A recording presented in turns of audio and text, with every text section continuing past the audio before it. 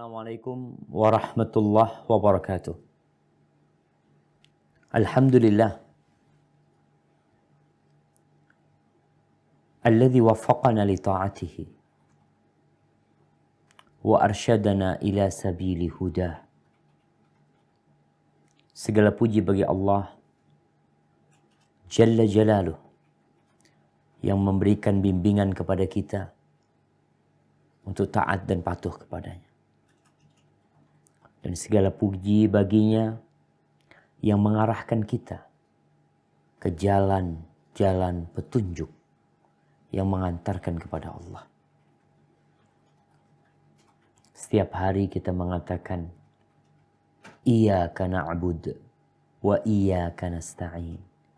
Ya Allah, hanya kepadamu kami beribadah.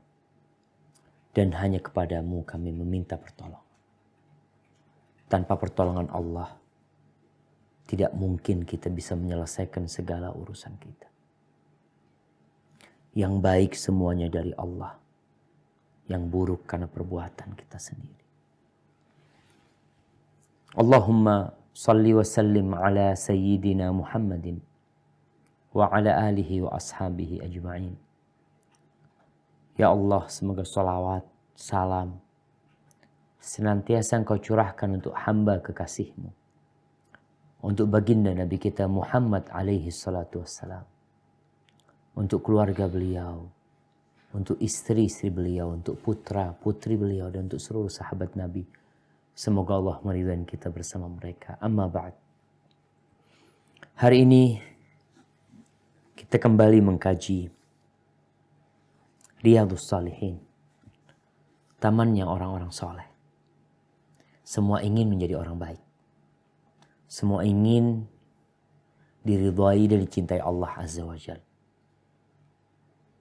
Tapi perjalanan menuju ridha Allah memerlukan perjuangan. Salah satunya adalah ilmu yang menunjukkan kepada kita mana yang diperbolehkan dan mana yang seharusnya kita tinggalkan. Mana yang diperintahkan dan mana yang dilarang. Tanpa belajar, kita gak akan pernah tahu bagaimana menuju kepada Allah Azza wa Jalla. Baik, kita akan baca, kita akan kaji, dan kita akan berusaha untuk mengamalkannya. Nah, silakan dibaca.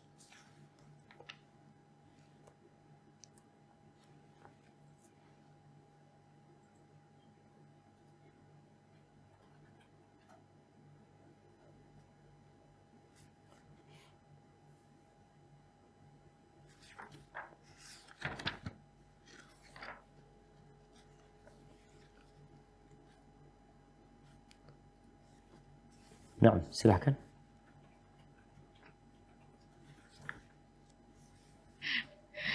Afwan Ustaz, tadi ke mute. Bismillahirrahmanirrahim. Hadis nomor 209. Wa'an Abi Humaydin Abdurrahman bin Sa'adis Sa'adiyyi radhiyallahu anhu qala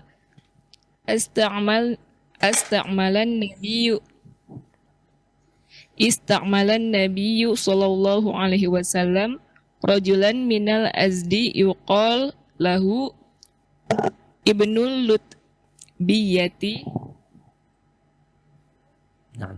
Ya.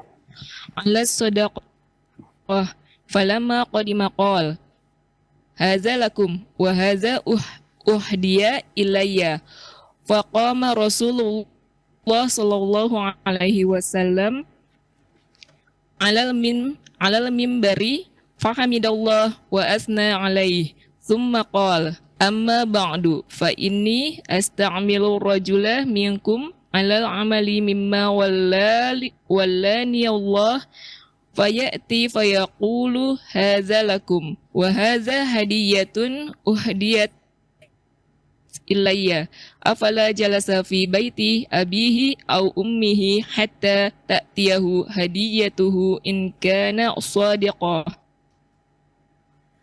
wallahi la ya'khudhu ahadun minkum syai'an bighairi haqqihi illa laqiya إلا لقي الله تعالى يحمله يوم القيامة فلا أعرفن أحدا منكم لقي الله يحمل بعيرا له رغاء أو بقرة لها خوار أو شاة تيعر ثم رفع يديه حتى غفرة غفرة إبطيه عفرة إبطيه فقال اللهم هل بلغت ثلاثا متفق عليه.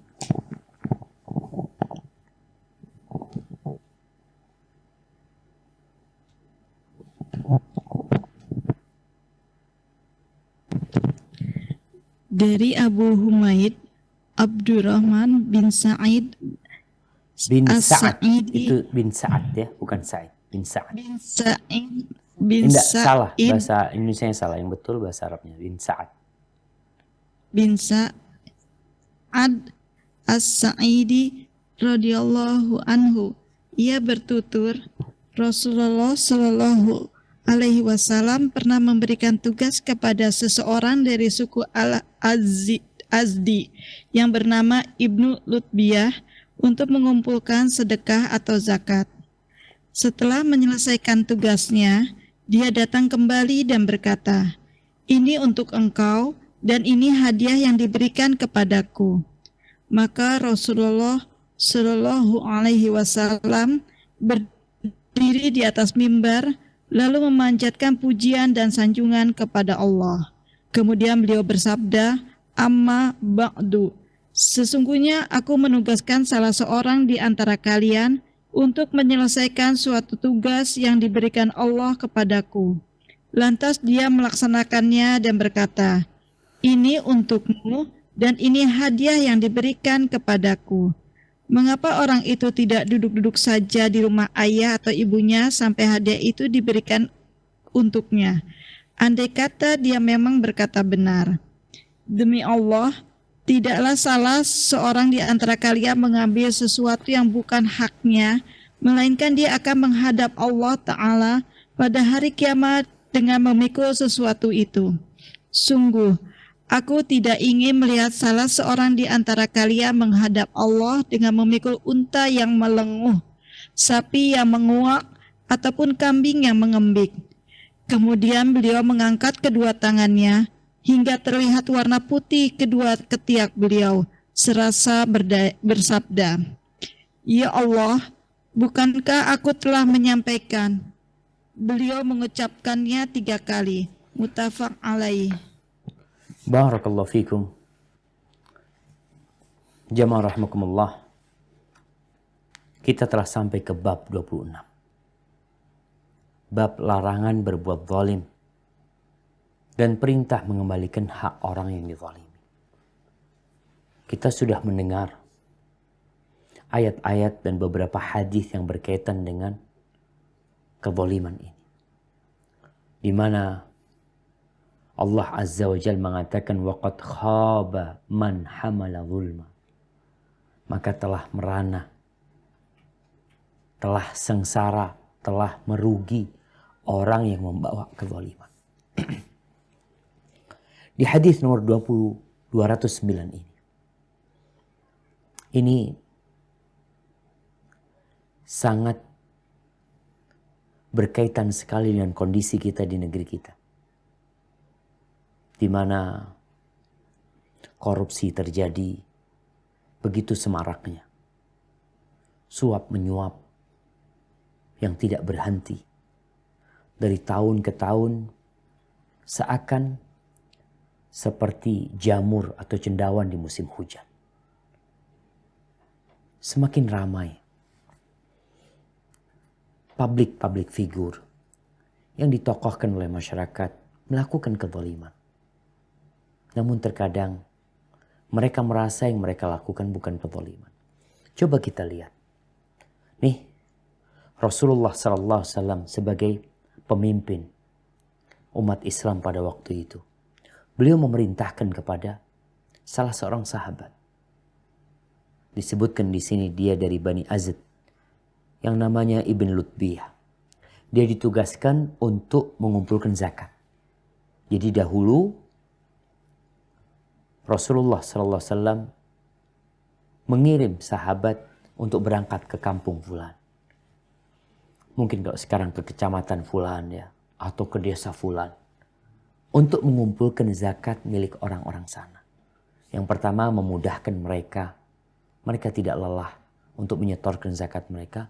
Yang kedua juga untuk menghitung berapa zakat yang harus mereka bayarkan. Ketika itu kurma, maka ketika hendak panen sudah dihitung berapa kira-kira yang keluar. Ketika itu binatang ternak, maka akan dihitung. Dari setiap 40 ekor kambing ada 1 ekor kambing. Dari setiap 5 ekor onta ada 1 ekor kambing. Zakat yang harus dibayarkan. Maka diutuslah nih sahabat Ibn Lutbiyah. Pulang dari sana, Ibn Lutbiyah rupanya dikasih hadiah. Dikasih hadiah oleh penduduk tempat dia mengambil zakat.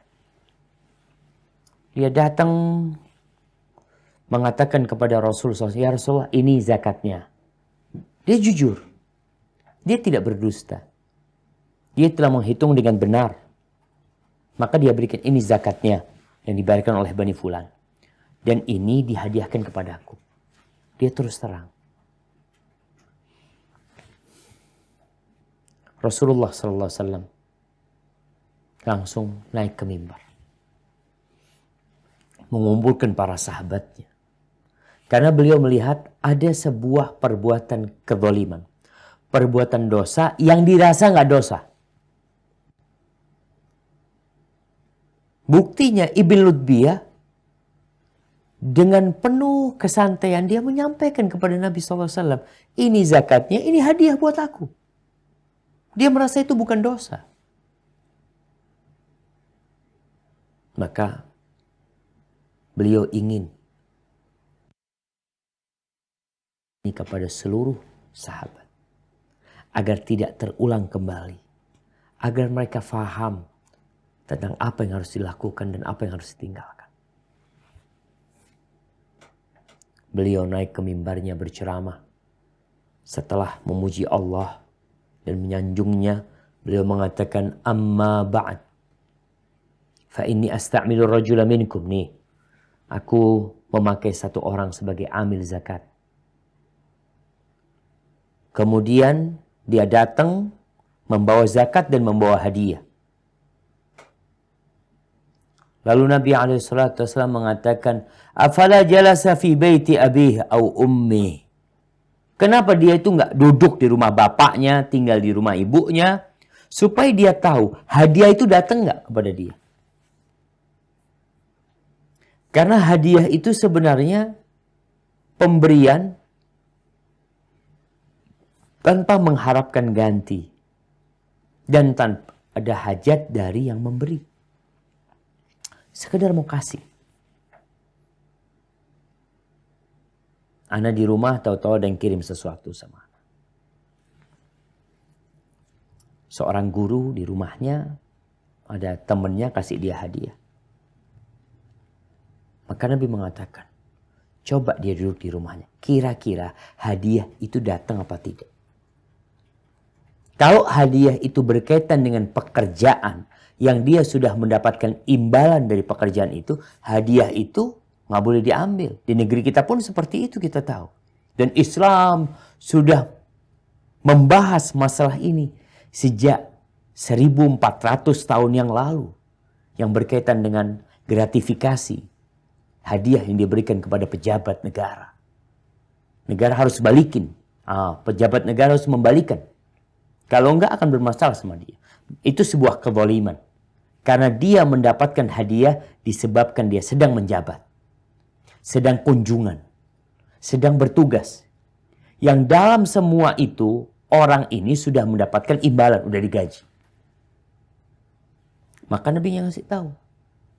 Lihat benar enggak? Kalau itu memang hadiah sebagai bentuk. Ya orang ini memberikan hadiah karena sayang, karena cinta. Atau karena kerjaan. Wallah la ya'khud ahadun minkum syai'an bighairi haqqihi. Nabi SAW bersumpah mengatakan, demi Allah, tidaklah salah seorang di antara kalian mengambil sesuatu yang bukan haknya dengan cara yang tidak hak, melainkan dia akan menghadap kepada Allah Azza wa Jal. Yahmiluhu yaumal qiyamah. Dalam kondisi dia akan memikulnya, membawa tu dosa.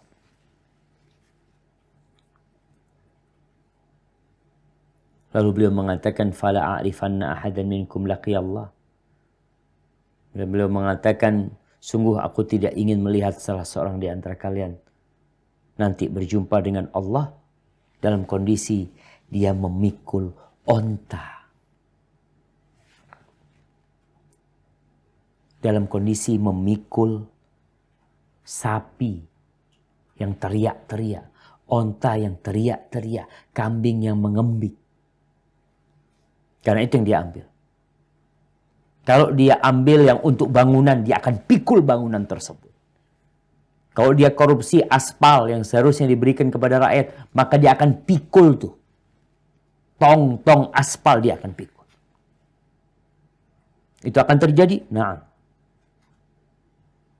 Lalu beliau mengatakan, beliau mengangkat tangannya sampai nampak ketiak beliau.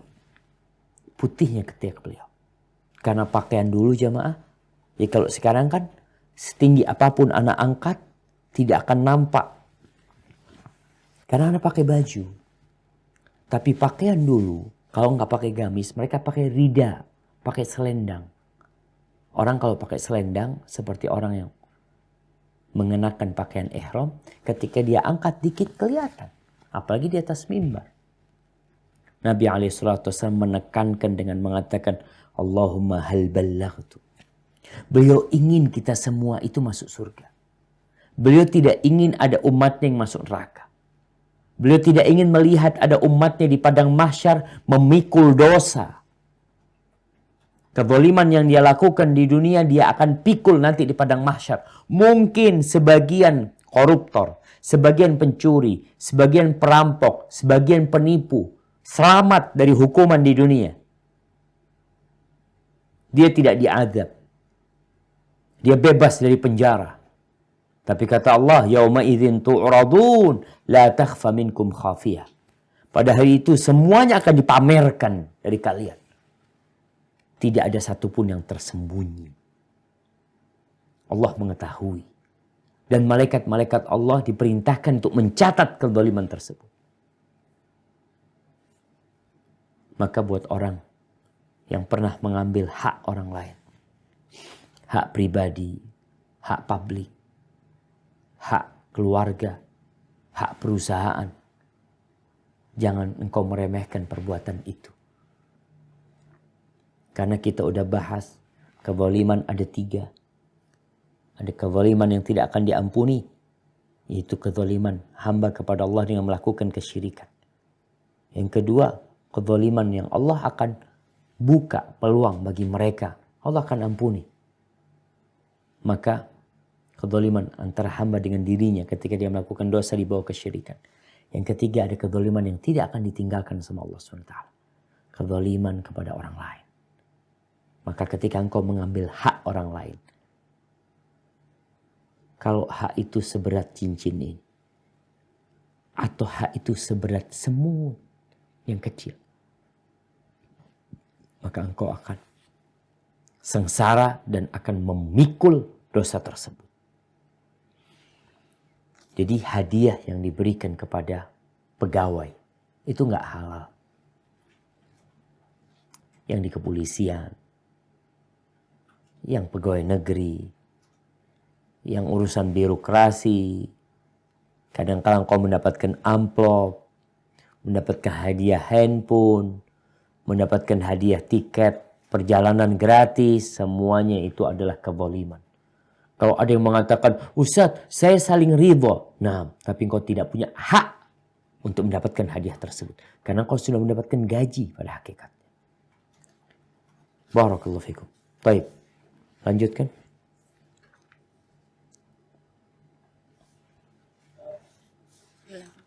Hadis nomor 210. 210 Zubair. Nah. Wa'an Abi Hurairah radhiyallahu anhu wa 'anin Nabi sallallahu alaihi wasallam qala man kanat indahu matlamatun li akhihi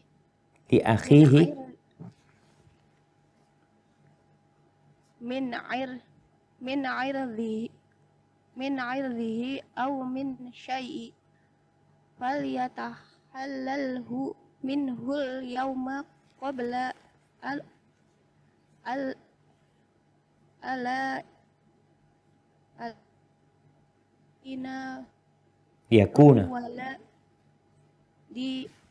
yakuna dinaru wala dirhamu in kana lahu amalun salih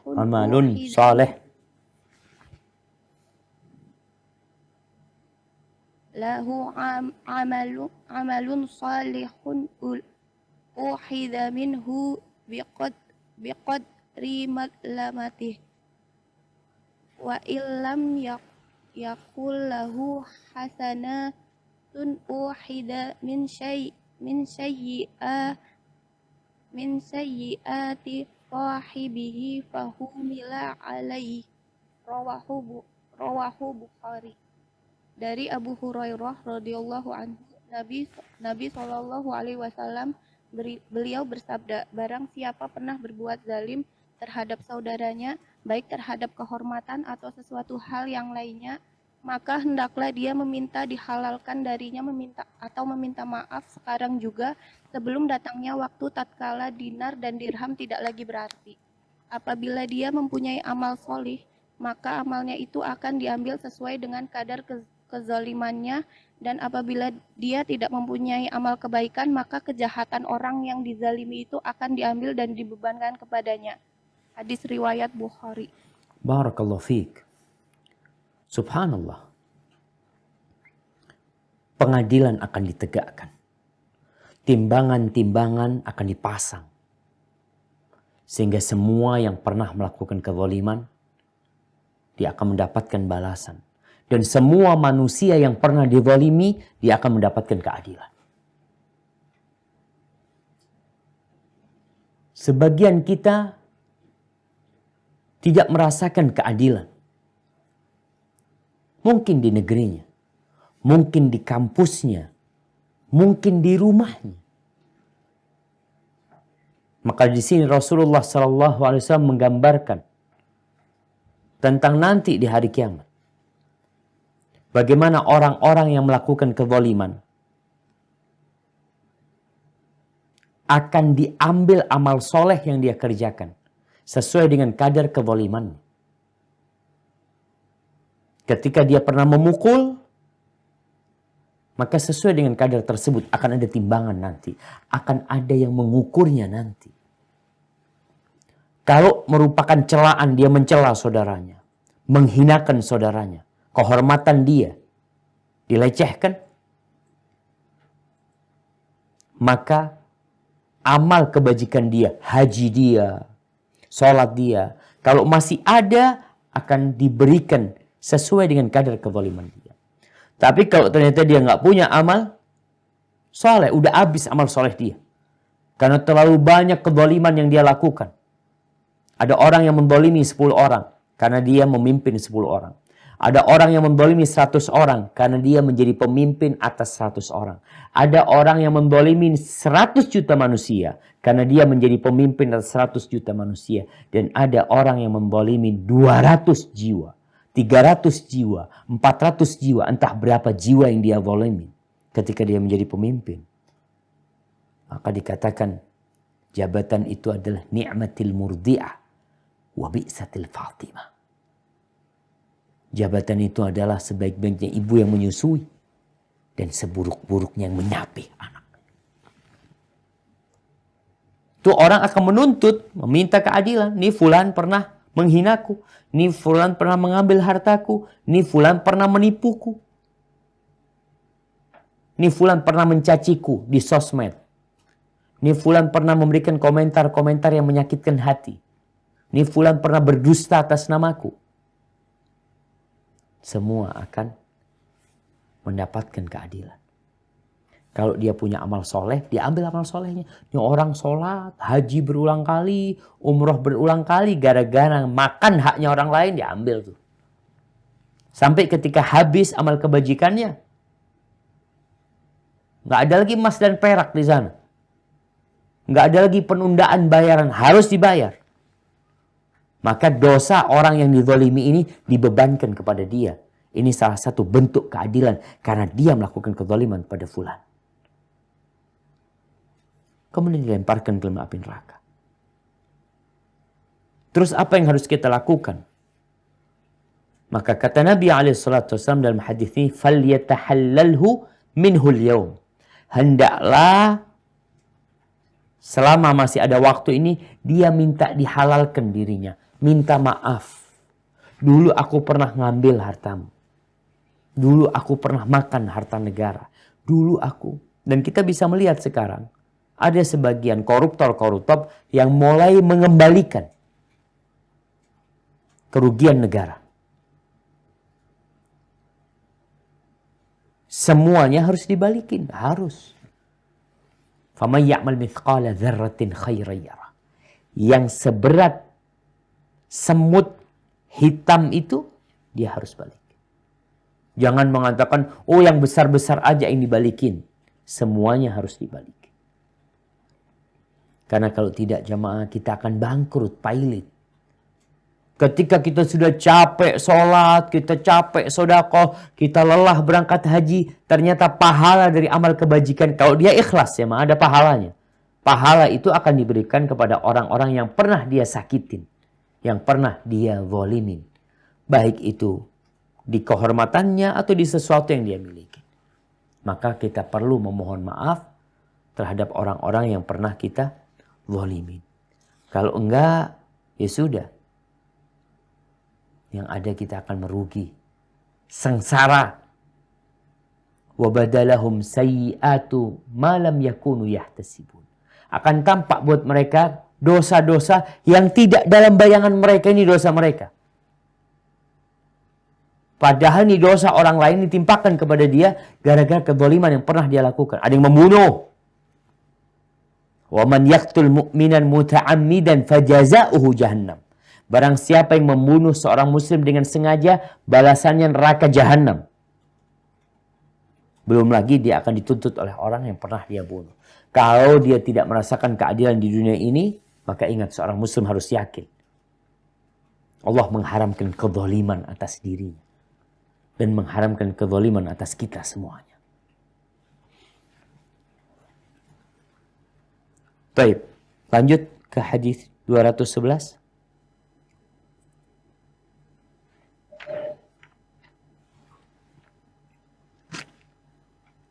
Hadis nomor 211. An Abdullah bin Amr bin al-Asi radhiyallahu anhuma anin Nabi sallallahu alaihi wasallam qala al muslimu man salimal muslimuna min lisanihi wa yadihi wal muhajiru man hajara ma nahallahu anhu muttafaq alaihi wa lafaz al-Bukhari Lil Bukhari. Dari Abdullah bin Amr bin Al-As radhiyallahu anhuma dari Nabi Shallallahu alaihi wasallam bahwa beliau bersabda, orang muslim adalah yang orang-orang muslim lainnya selamat dari lisan dan tangannya, sedangkan orang yang berhijrah ialah yang meninggalkan segala yang dilarang oleh Allah. Muttafaq alaih. Lafaz di atas adalah milik Al-Bukhari. Barakallahu fiik. Subhanallah. Kalau bicara muslim, I'm muslim, ana muslim, saya orang Islam. Seperti apa sih orang Islam? Muslim itu melaksanakan perintah Allah Azza wa Jalla. Dia mengerjakan tuh rukun Islam. Disebut orang Islam. Namun dalam praktek kehidupan ini, ada identitas muslim yang melekat pada diri kita. Apa identitas muslim yang harus melekat pada diri kita, yang orang akan menilai kita dari apa yang dia lihat?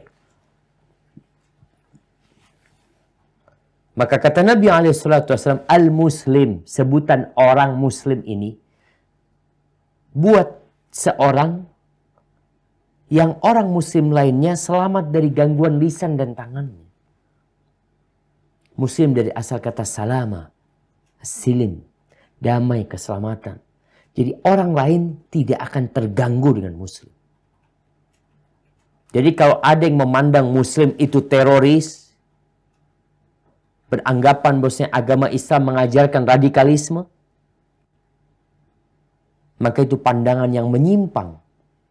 Kalau ada orang Islam yang terpapar radikal, ya ada. Dan itu bertentangan dengan Islam itu sendiri.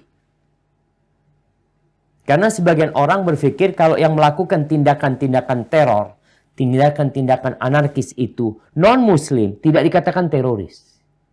Tidak dikatakan radikal karena bukan Islam. Teroris itu ya Islam. Radikal itu ya Islam. Na'udzubillah min dzalik. Ini pandangan yang menyimpang, yang tidak objektif menilai. Kalau ingin menilai sesuatu, nilailah dari ajarannya. Apakah kalau ada seorang non-muslim yang melakukan teror, lalu dikatakan semua orang non-muslim itu kayak gitu sikapnya? Maka Nabi menjelaskan, identitas muslim itu adalah yang muslim lainnya merasa nyaman dengan dia. Dia tidak mengganggu orang lain. La bilisanihi wala biyadi. Lisannya nggak pernah menyakitin orang lain.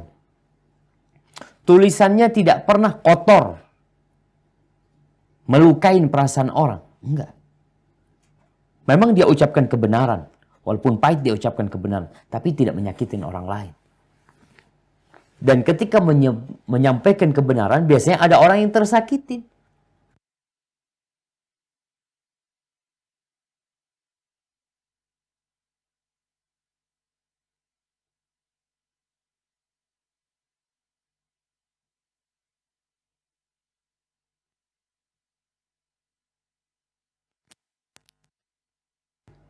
Kita ini masih viral ya kata-kata hijrah. Hijrah ini, hijrah itu, hijrah institut atau hijrah apalah. Kumpulan orang-orang hijrah. Hendaklah engkau tahu hijrah itu seperti apa. Hijrah itu bukan ganti kostum. Hijrah itu bukan dengan memanjangkan jenggot ya. Seorang wanita dengan pakai kerudung dikatakan hijrah, subhanallah. Engkau memahami hijrah dari sudut pandang yang sempit sekali. Kata Nabi SAW, dikatakan orang ini berhijrah adalah orang yang meninggalkan larangan-larangan Allah. Karena arti hijrah itu secara bahasa meninggalkan. Dari satu negeri ke negeri yang lainnya. Jadi dikatakan orang itu hijrah bukan dengan penampilannya. Tapi ketika dia meninggalkan segala sesuatu yang dibenci oleh Allah, yang dilarang oleh Allah, ketika itu pantas engkau mendapatkan identitas muhajir. Hadal muhajir. Saya baru hijrah, Ustaz. Iya. Kalau baru hijrah berarti baru meninggalkan larangan-larangan Allah Azza wa Jalla. Sebelumnya semua saya kerjakan dan alhamdulillah Allah berikan petunjuk. Itu nikmat dari Allah Azza wa Jalla. Maka di sini Nabi mengingatkan tentang kezaliman. Muslim itu tidak melakukan kezaliman, tidak menakut-nakutin orang lain, tidak mengambil harta orang lain, tidak mencaci maki orang lain. Enggak. Muslim itu santun. Dari namanya engkau akan mengetahui ini orang yang suka keselamatan. Ini orang suka menyampaikan kedamaian. Ketika berjumpa, yang mereka akan tebarkan adalah Assalamualaikum warahmatullahi wabarakatuh. Baik. Tafadhal lanjutkan.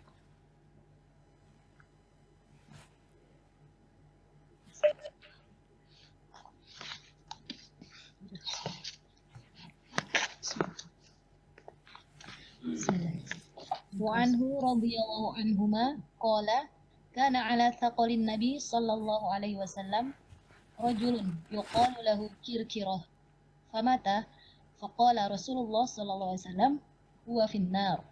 Fadhahabu yanzuruna ilaihi fawajadu abadatan qad ghallaha. Rawahu al-Bukhari. Dari Abdullah bin Amr bin Al-As bercerita, suatu ketika orang yang biasa mengurus perbekalan Nabi Shallallahu Alaihi Wasallam yang bernama Kirkirah meninggal dunia. Lalu Rasulullah Shallallahu Alaihi Wasallam bersabda, dia berada di neraka. Maka para sahabat pergi melihatnya. Ternyata mereka mendapati sebuah mantel yang dia ambil dari harta rampasan perang sebelum dibagikan. Hadis riwayat Al-Bukhari. Ahibati fillah. Ini hadis riwayat Abdullah bin Amr bin As. Bagaimana seorang sahabat yang dia melihat Nabi alaihi salatu wassalam. Bahkan dia dikasih amanah. Amanahnya bukan jabatan yang dia bisa mengatur ya. Dia amanahnya hanya dititipin barang-barang perlengkapan Nabi alaihi salatu wassalam. Orang ini memiliki kedekatan dengan Nabi alaihi salatu wassalam. Ketika meninggal dunia, tentunya ada orang-orang yang berharap dia husnul khatimah. Berharap dia masuk surga. Apalagi dia selama ini membantu Nabi SAW, membawa perlengkapannya, membawa peralatannya. Yang kita tahu lelah orang itu berpindah dari satu tempat ke tempat lainnya. Namun ketika dia meninggal dunia, Nabi SAW mengatakan huwa finnar. Itu orang di neraka. Kok bisa Ustaz ya? Nabi bagi-bagi neraka. Nabi kita alaihissalam, beliau mendapatkan wahyu. Allah mengatakan wan najmi idza hawa. Allah bersumpah demi bintang ketika jatuh jemaah. Di surat An-Najm Allah mengatakan tentang Nabi alaihissalam bahwasanya beliau wa ma yantiqu 'anil hawa in huwa illa wahyu yuha. Beliau tidak berbicara dari hawa nafsunya. Yang beliau sampaikan adalah wahyu. Beliau mendapatkan wahyu dari Allah bahwasanya fulan ini di neraka. Maka hal ini membuat para sahabat bingung. Gimana nih orang yang mungkin dalam pandangan mereka orang baik. Orang yang dalam pandangan mereka ya mudah bergaul ya. Bahkan dia mendapatkan tugas untuk membawa peralatan Nabi SAW dan menjaganya. Kok bisa masuk neraka? Maka para sahabat ingin cari tahu. Pasti ada sebabnya. Nggak mungkin orang yang nampaknya baik tahu-tahu di neraka. Bisa jadi dia selama ini hanya berpura-pura baik. Maka akhirnya para sahabat mencari-cari, ternyata mereka dapatkan ada sebuah mantel yang diambil sama sahabat ini. Sama yang namanya Kirkirah.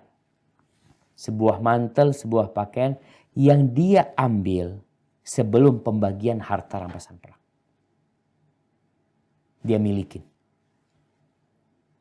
Hati-hati. Mungkin sekarang tidak ada harta rampasan perang. Ada warisan. Kalau bicara warisan, ingat warisan dibagi sesuai dengan ketentuan Allah Azza wa Jalla. Jangan sampai engkau mengambil sesuatu milik ayahmu, milik ibumu, sedangkan saudara-saudara yang lain tidak tahu. Mungkin ayah meninggalkan jam. Ayah meninggalkan barang berharga yang lainnya. Lalu ketika pembagian warisan itu sudah engkau kantongi terlebih dahulu. Nabi SAW mengatakan, huwa finnar, dia di neraka. Ini tidak main-main. Ini perkara yang serius dalam konteks kezaliman. Yaitu mengambil hak orang lain atau menyakitin orang lain.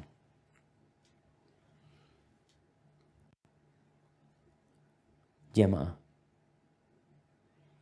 kalau kita hidup di masa Nabi SAW, seperti apa kira-kira kita akan hidup?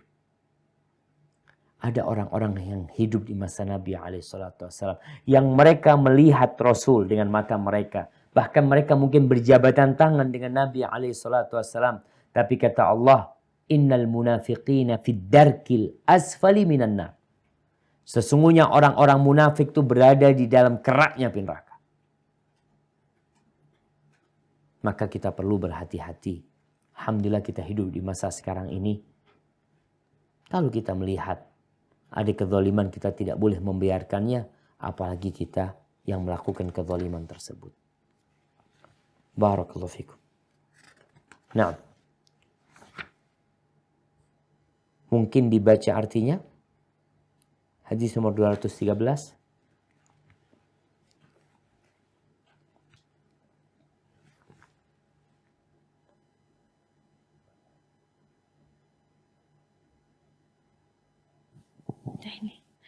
Dari Abu Bakrah Nufal bin Al-Haris radhiyallahu anhu, dari siapa Nabi namanya? sallallahu Abu Bakrah? Dari Abu Bakrah Nufai bin Nufai, Al-Haris. ya, pakai ain ya. Nufai. Nufai Naam. bin Al-Haris dari Nabi SAW bahwa beliau pernah bersabda, sesungguhnya zaman benar-benar beredar sebagaimana keadaannya ketika Allah menciptakan langit dan bumi. 1 tahun itu terdiri dari 12 bulan. 4 bulan diantaranya yaitu bulan haram yang mulia, 3 bulan diantaranya berturut-turut yaitu Zulqa'dah, Zulhijjah, dan Muharram. Lantas satu lagi adalah bulan Rajab Mudar yang ada di antara Jumadil Akhirah dan Sya'ban. Bulan apakah sekarang ini? Kami menjawab, Allah dan Rasul-Nya yang lebih mengetahui. Kemudian beliau terdiam sejenak sehingga kami mengira beliau akan menyebutkannya dengan nama yang lain. Lantas beliau bertanya, bukankah sekarang ini bulan Zulhijjah? Benar, jawab kami. Maka beliau kembali bertanya, negeri apakah ini? Kami menjawab, Allah dan Rasul-Nya yang lebih mengetahui. Lagi-lagi beliau terdiam, sehingga kami mengira beliau akan menyebutkannya dengan nama yang lain. Kemudian beliau bertanya, bukankah ini tanah haram? Benar, jawab kami. Beliau kembali bertanya, hari apakah ini? Kami menjawab, Allah dan Rasul-Nya yang lebih mengetahui. Kemudian beliau terdiam, sehingga kami mengira beliau akan menyebut dengan sebutan yang lain. Lalu beliau bertanya, bukankah sekarang hari nahar? Benar, jawab kami. Setelah itu beliau kembali bersabda, sesungguhnya darah, harta, dan kehormatan kalian itu haram bagi kalian seperti haramnya hari kalian ini di negeri kalian ini dan pada bulan kalian ini. Dan kalian akan menjumpai Rabb kalian lalu ditanyai tentang amal perbuatan kalian. Ketahuilah, janganlah kalian kembali menjadi kafir sepeninggalku kelak dengan sebagian kalian membunuh sebagian yang lain. Ketahuilah, hendaklah orang yang hadir sekarang ini memberitahukan kepada yang tidak hadir. Bisa jadi orang yang diberitahu lebih paham daripada yang mendengarnya secara langsung. Lalu beliau bersabda, ingatlah, bukankah aku sudah menyampaikan? Ingatlah, bukankah aku sudah menyampaikan? Ya, jawab kami. Maka beliau bersabda, ya Allah, saksikanlah. Muttafaq alaih. Barakallahu fikum. Subhanallah ya. Ini Rasul sallallahu alaihi wasallam. Beliau pada waktu haji wada. Beliau ingin menyampaikan pesan kepada para sahabatnya. Pesan terakhir. Yang pertama yang beliau sampaikan adalah tentang zaman yang telah benar-benar beredar sebagaimana keadaannya ketika Allah menciptakan langit dan bumi. Ada 4 bulan haram. 4 bulan haram itu disebutkan di sini 3 yang bersambung. Dzulqa'dah, Dzulhijjah, wa Muharram. Dan ada bulan Rajab. Yang di antara bulan Jumadal Akhirah dan bulan Sya'ban. Kenapa kok dikatakan udah beredar seperti pada masa penciptaan langit dan bumi? Karena disebutkan di surat Taubah ayat 36 bahwasanya Allah mengatakan inna iddatash syuhuri indallah 12 syahran fi kitabillah yauma khalaqas samawati wal ard minha arba'atun hurum. Sesungguhnya jumlah bulan menurut Allah Azza wa Jal 12 bulan. Termaktub di dalam Lauhul Mahfud. Pada hari penciptaan langit dan bumi.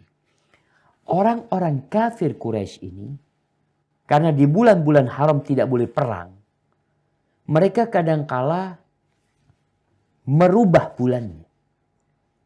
Kalau bicara bulan yang bersambung ini buat mereka terlalu lama. Nggak boleh perang. Bulan Dzulqa'dah, Dzulhijjah, Muharram. Akhirnya yang mereka lakukan mengganti Muharram di bulan Safar. Jadi Safarnya ditarik ke Muharram, Muharramnya ditaruh di bulan Safar. Jadi mereka undur-undurkan seperti itu. Mereka mau perang, ini masih di bulan haram. Oke, bulan haramnya kita undurkan nanti 2 bulan lagi, 3 bulan lagi. Maka di sini Nabi SAW menjelaskan bahwasanya sekarang ini sudah seperti sedia kala aturannya. Muharram ya jatuh di bulan Muharram. Dzulqa'dah ya jatuh di bulan Dzulqa'dah. Dzulhijjah benar-benar di bulan Dzulhijjah. Bukan Muharram jatuhnya di bulan Safar. Maka akhirnya Rasulullah SAW bertanya kepada para sahabatnya. Sebuah pertanyaan yang menggugah hati. Kadangkala orang itu nggak fokus. Ketika ditanya jadi fokus. Jadi konsentrasi. Beliau mengatakan, Ayu syahrin hadha. Ini bulan apa nih? Padahal para sahabat tahu itu bulan Dzulhijjah. Tapi kata mereka, Allah wa rasuluhu a'lam. Allah dan Rasulnya lebih tahu. Lalu Nabi diam. Sampai akhirnya Nabi mengatakan, para sahabat mengira Nabi akan memberikan nama lain untuk bulan Dzulhijjah. Maka mereka mengatakan Allah dan Rasulnya lebih tahu. Alaysa Dzulhijjah? Kata Nabi, ini bukankah bulan Dzulhijjah? Kata para sahabat, benar, bulan Dzulhijjah. Lalu beliau menanyakan, fa ayyu baladin hadha? Ini negeri apa nih? Para sahabat nggak jawab. Padahal itu di Mekah. Mereka mengatakan Allah wa rasuluhu a'lam. Mereka sampai mengira Nabi akan menyebutkan dengan nama lainnya. Alaysal baldah? Bukan ini negeri Mekah? Para sahabat mengatakan iya. Ketika mereka bertanya, ketika Nabi SAW mengatakan ini hari apa? Para sahabat mengatakan Allah dan Rasulnya lebih tahu karena mereka mengira Nabi diam dan Nabi akan memberikan nama selain nama hari itu. Alaysa yaumun nahar? Bukankah ini tanggal 10 Dzulhijjah, hari penyembelihan? Maka para sahabat mengatakan iya. Lalu Nabi hendak menjelaskan sesuatu. Beliau mengatakan fa inna dima'akum, kalian ketahui darah kalian, wa amwalakum, harta kalian, dan kehormatan kalian, alaikum haram, itu haram di antara kalian. Nggak boleh orang mengucurkan darah saudaranya. Tidak boleh seorang mengambil harta saudaranya kecuali dengan cara yang diperbolehkan. Dan tidak boleh seorang melanggar sehingga melecehkan kehormatan saudaranya. Haramnya itu bukan haram biasa. Haram itu bertingkat-tingkat. Ini haram yang sangat dahsyat. Beliau mengatakan seperti haramnya hari ini. Seperti haramnya negeri kalian nih. Di bulan ini. Jadi haram kuadrat jamaah. Seperti haramnya kota Mekah. Seperti haramnya bulan haram. Dzulhijjah seperti haramnya mulianya Yaumun Nahar. Agar orang tidak mempermainkan tentang keharaman darah manusia, jiwa manusia, harta dan kehormatannya. Lalu beliau mengatakan, وَسَتَلْقَوْنَ رَبَّكُمْ فَيَسْأَلُكُمْ عَنْ أَعْمَالِكُمْ. Kalian akan berjumpa dengan Rabb kalian. Kalian akan ditanya tentang amal-amal yang kalian lakukan. Lalu beliau mengingatkan, أَلَا فَلَا تَرْجِعُوا بَعْدِ كُفَّارٍ. Jangan sampai kalian itu setelah aku menjadi orang-orang kafir, yadribu ba'dukum riqaba ba'din. Kalian saling membunuh. Jangan sampai. Ala liyuballighi syahidil ghaib. Nabi perintahkan agar yang hadir menyampaikan kepada yang ghaib. Kita ini sering datang kajian. Kita sering mendapatkan tausiah, mendapatkan petuah. Pertanyaannya, apakah kita sudah sampaikan kepada saudara-saudara kita? Karena pesan Nabi SAW, hendaklah apa yang didapat itu disampaikan.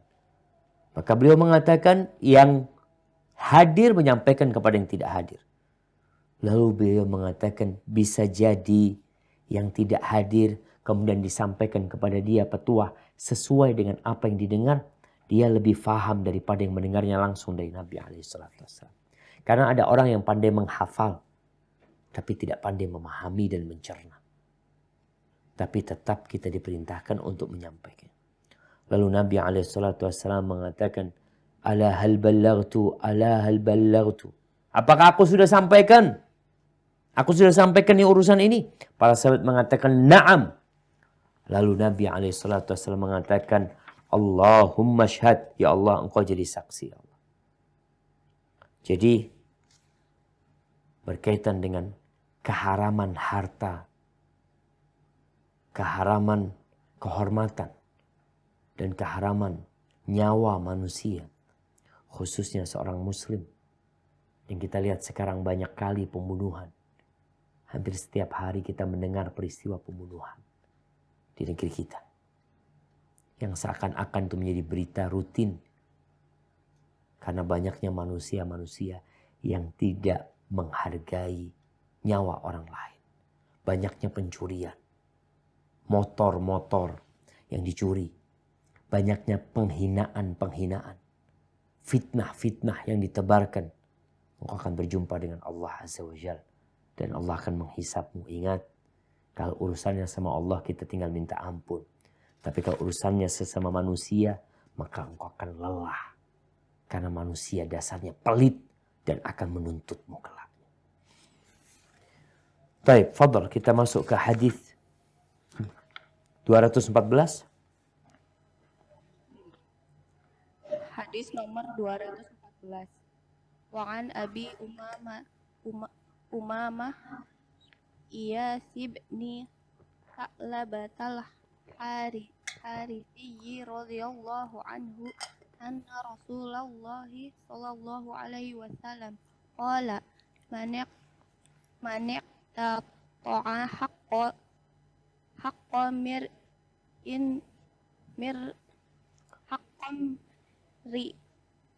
ri'in muslimin biyaminihi faqad aujaballahu lahun nar wa harrama alaihil jannah faqala rajulu wa in kana syai'an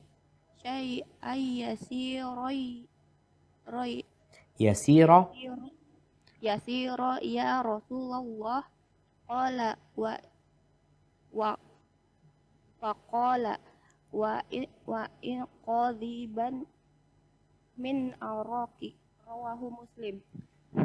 Dari Abu Umamah Iyas bin Sa'labah radhiyallahu anhu bahwa Rasulullah Shallallahu alaihi wasallam bersabda, barang siapa merampas hak orang muslim dengan sumpahnya, maka Allah telah mewajibkan baginya masuk neraka dan Allah pun mengharamkan baginya masuk surga. Kemudian seseorang bertanya, meskipun hanya berupa sesuatu yang sedikit sekali, wahai Rasulullah, beliau menjawab, meskipun hanya sepotong kayu arak. Hadis riwayat Muslim. Barakallahu fikum. Ahibati fillah. Ini uraian yang lebih detail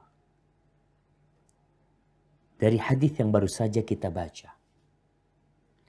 di mana Nabi SAW menjelaskan kondisi orang yang mengambil harta saudaranya. Dengan cara apa? Sebagian mengambil harta saudaranya dengan pengadilan. Dia bikin bukti palsu. Dia datangkan saksi-saksi palsu. Dia bayar hakimnya. Dia bayar jaksanya. Semua disetting sama dia untuk mengambil hak orang lain. Di sini disebutkan dengan sumpah. Karena saksi biasanya disumpah. Wallahi itu milikku. Demi Allah. Dia pakai nama Allah untuk makan harta orang lain. Mungkin benar pengadilan memberikan hak itu kepada dirimu. Padahal itu bukan milikmu. Engkau tahu itu bukan milikmu. Karena kita melihat jemaah ada orang-orang kampung, orang-orang desa yang merasa memiliki tanah ya. Dia tinggal di sana tapi dia buktinya mungkin hilang. Dan orang tahu orang ini buktinya hilang. Lalu bagaimana kita berpikir untuk mengambil harta orang tersebut? Maka kata Nabi SAW, faqad aujaballah lahun nar wa harrama alaihil jannah.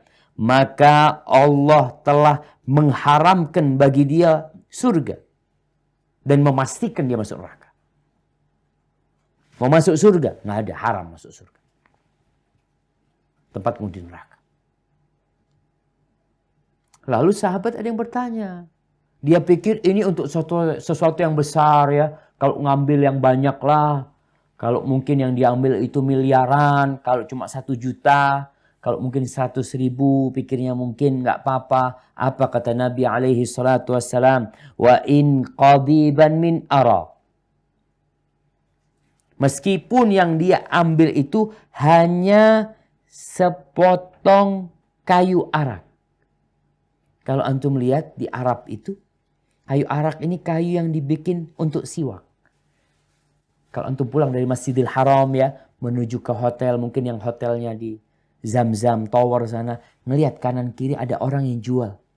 Satu dahan-dahan, itu akar pohon arak sebenarnya. Ya, dahan-dahan pohon arak, satu yang mungkin harganya 10 real ya. Harganya mungkin 40.000. Atau mungkin di masa Nabi SAW malah nggak ada harganya. Sekarang dihargain mahal. Karena sulit mencarinya. Tapi dulu mungkin nggak ada harga. Maka Nabi SAW memisahkan walaupun itu satu potong dahan pohon arak. Haram masuk surga. Ini ingat, ini kezaliman yang Allah tidak akan tinggalkan. Kezaliman sesama manusia urusannya disebutkan. Ada yang umum, Nabi sebutkan. Alaihi salatu wassalam. Ada yang secara spesifik, Nabi sebutkan. Barang siapa yang ngambil haknya orang lain dengan sumpahnya.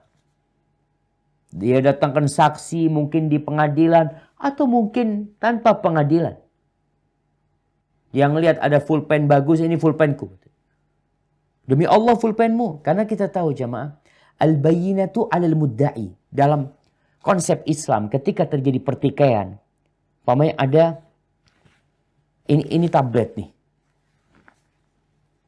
Ana mengatakan. Ini tablet dipegang orang. Lalu Ana mengatakan. Ini punyaku. Maka mau tidak mau Ana harus mendatangkan bukti. Kalau ini tablet punyaku. Punya Ana. Baik, ketika Anda tidak punya bukti, yang memegang tablet itu terpaksa harus bersumpah. Engkau bersumpah kalau itu milikmu. Anda nggak punya bukti. Dia mengatakan demi Allah ini milikku, selesai sudah. Anda nggak punya bukti dan dia berani bersumpah.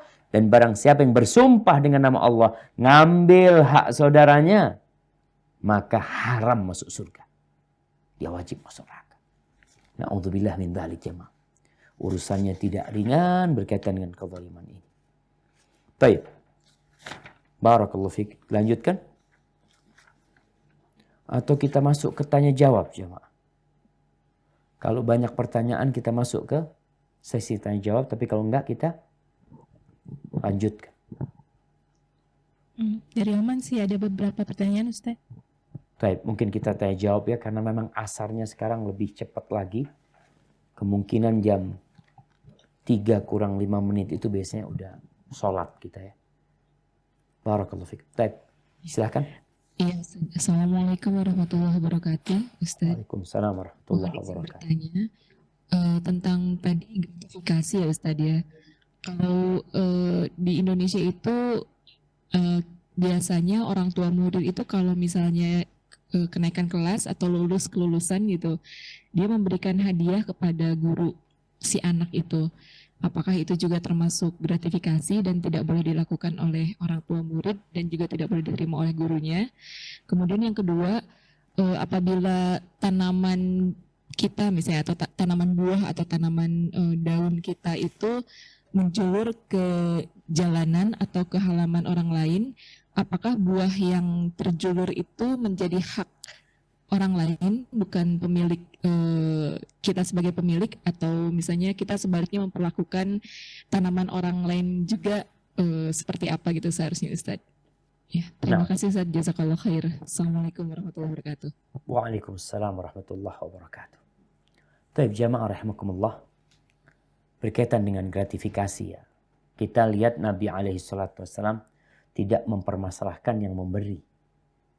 Yang beliau permasalahkan adalah yang diberi. Ketika kita memberi, maka yang menerima itu wajib memberikan kepada sekolahannya. Sebagaimana di negeri kita, ketika ada seorang pejabat yang mendapatkan hadiah karena kerjaan dia, karena tugas yang dia lakukan, maka hadiah tersebut diberikan kepada negara. Maka para sahabat tadi yang mendapatkan kambing, hadiah dari orang-orang yang dia ngambil zakat mereka, maka seharusnya dia balikan ke Nabi SAW karena dia sudah mendapatkan gaji. Maka ini penting buat kita ketika kita hendak memberikan hadiah kepada seorang guru ya, yang guru itu harus memberikan kepada sekolahnya, mengatakan aku mendapatkan hadiah dari murid, karena memang ketika wali murid memberikan tidak ada niat sogok menyogok sama sekali, bahkan anaknya sudah lulus. Sudah selesai.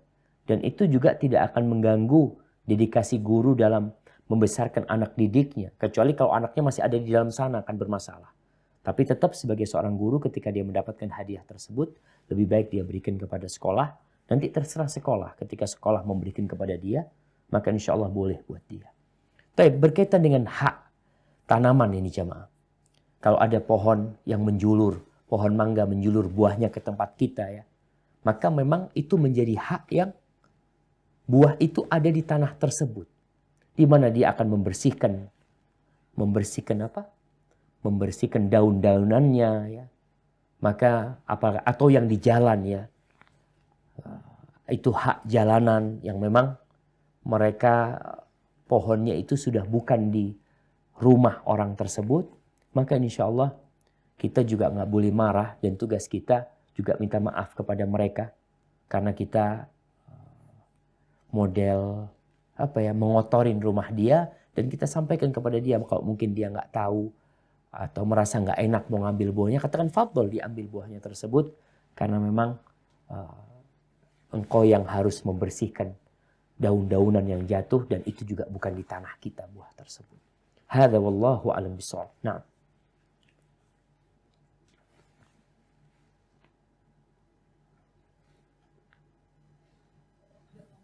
Silakan. Silakan.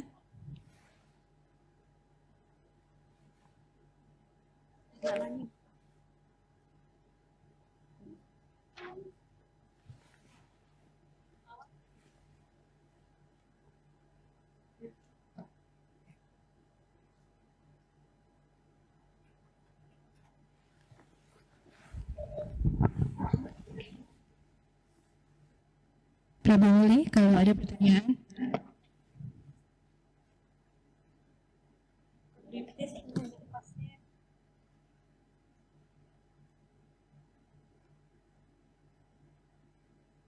Atau silakan ke Kongo kalau belum ada dari Pak Bumuli.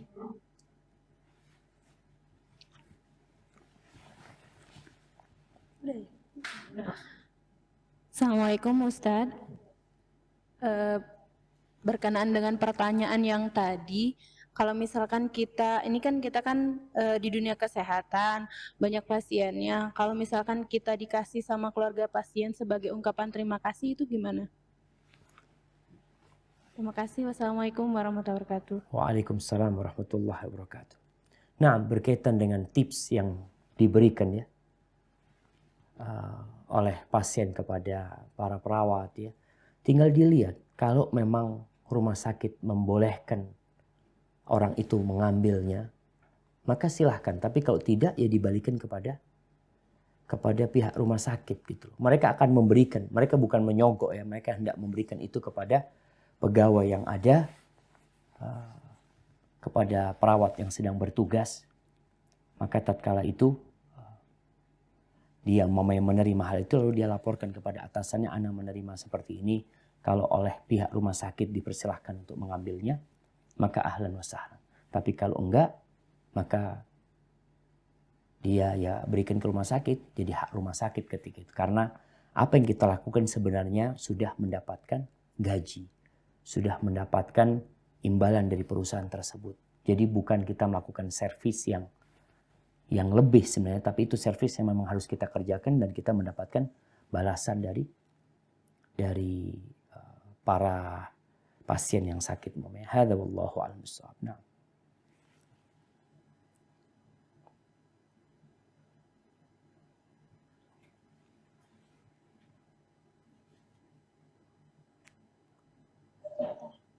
Baik, jamaah. Silakan Ibu Lingga.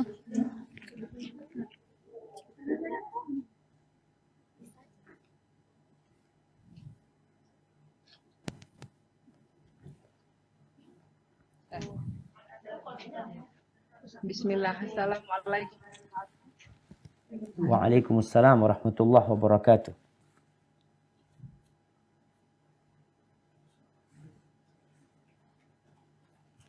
تفضل.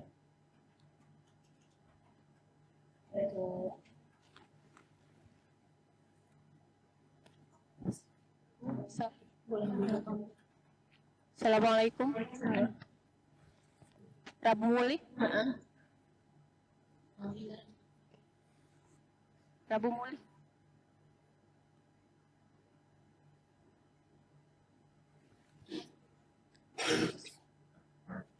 Assalamualaikum Ustaz. Waalaikumsalam warahmatullahi wabarakatuh. Naam. Ustaz, umpamanya kita punya karyawan di rumah sakit. Nah, terus kita minta tolong di luar jam kerja. Boleh nggak Ustaz kita kasih upah lagi gitu? Kalau di luar jam kerja, artinya memang dia tidak mendapatkan gaji atas apa yang dia lakukan. Maka upah itu diberikan karena dia memang melakukan sesuatu yang di luar tugas dia gitu. Dan dia juga tidak mengambil waktu jam kantor yang dia harus bekerja pada waktu itu. Maka nggak ada masalah. Dan dia menerima hal itu sebagai upah jerih payah yang dia lakukan, yang memang dia tidak mendapatkan gaji atas hal itu. Seperti itu.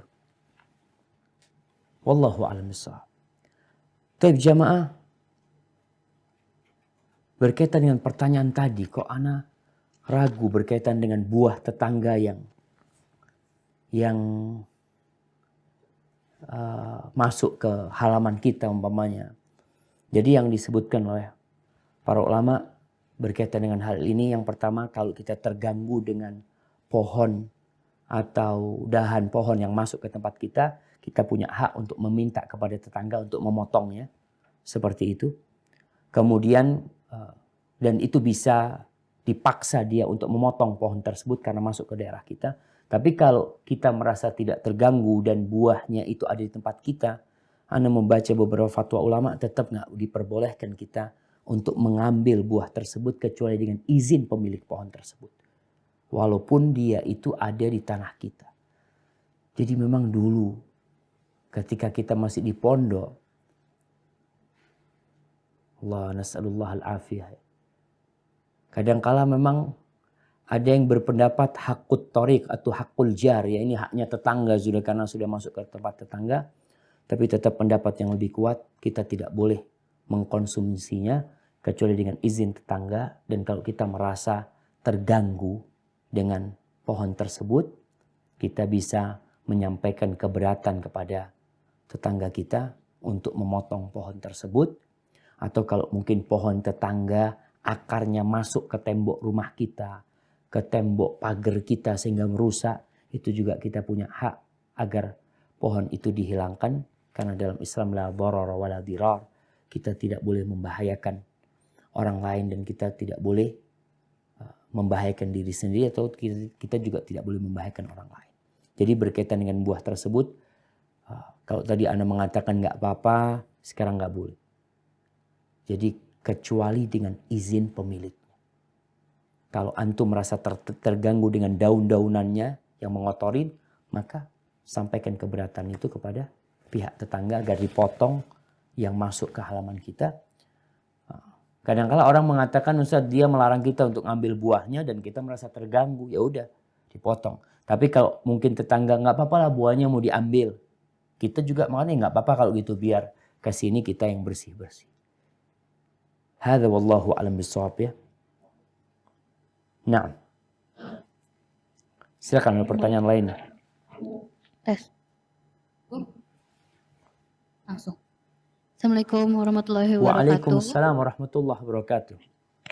Ya Ustadz, saya ingin bertanya, kalau misalkan kita itu membantu, sebentar, gimana ya?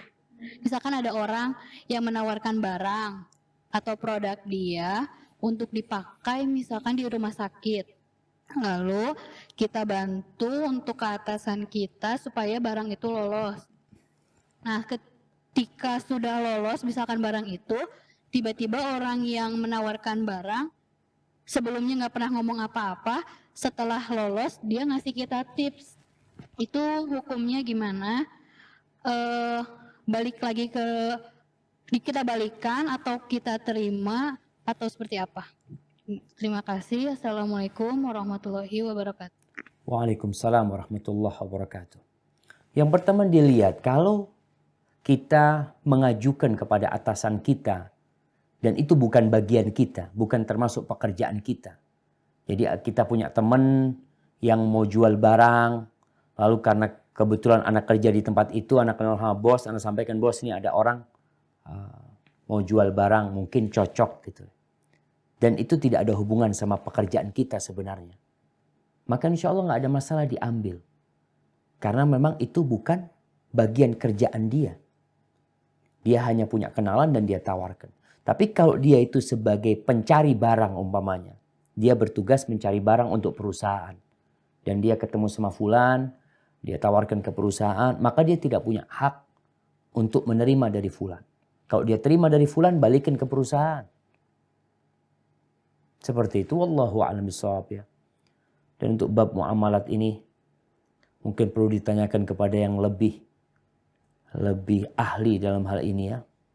Seperti Ustadz Irwandi, Ustadz Muhammad Arifin Badri, dan Ustadz-Ustadz yang lainnya. Hadza wallahu a'lam bishawab. Nah, silahkan.